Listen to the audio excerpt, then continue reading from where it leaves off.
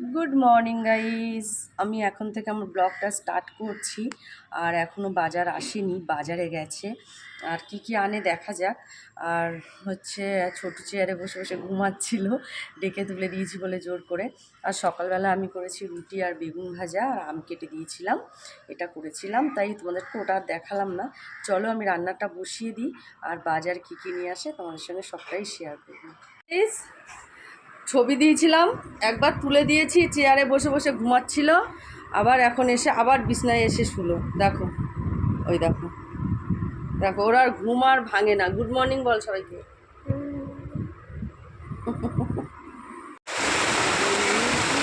দেখো, তোমাদের সঙ্গে কথা বলতে বলতে একদম বৃষ্টি নেমে পড়েছে, দারুণ বৃষ্টি হচ্ছে। অন্ধকারেই দেখো, তুমি অন্ধকার দিয়ে উঠে উঠে আসছো। এই যে বাজার দিয়ে এসছে, এবার জানি না কি কি বাজার নিয়ে এসছে, পরে দেখছি। ঠিক আছে, চলো। ওই যে বাজার চলে এসছে, এই যে এসছে তেলাপিয়া মাছ, আর এখানে আছে খাসির মাথা নিয়ে এসছে। ওরা খায়, আমি তো একদমই পছন্দ নয়। আর এই যে এটা হচ্ছে কাতলা মাছের মাথা।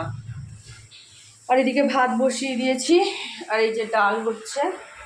চলো, আর চা এদিকে হয়ে গেছে, দেখো আমরা এখন চা খাবো।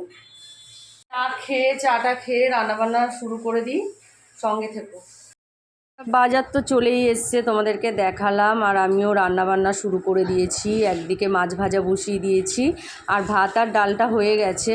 আর এদিকে সবজি দিয়ে মাছের ঝোলটা আমি করব, ঢেঁড়স, তারপরে হচ্ছে পটল, আলু, পেঁপে সব দিয়ে মাছের ঝোলটা করব।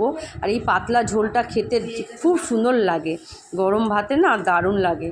আর ওর জন্য আমি সব কেটে কুটে গুছিয়ে নিচ্ছি, একটা একটা করে মানে কাটবো, একটা একটা করে তরকারি বসাবো। যাই হোক, ওই তো মাছ ভাজা হচ্ছে, মাছ ভাজা হলে মাছের ঝোলটা বসিয়ে বসাবো চচ্চড়িটা।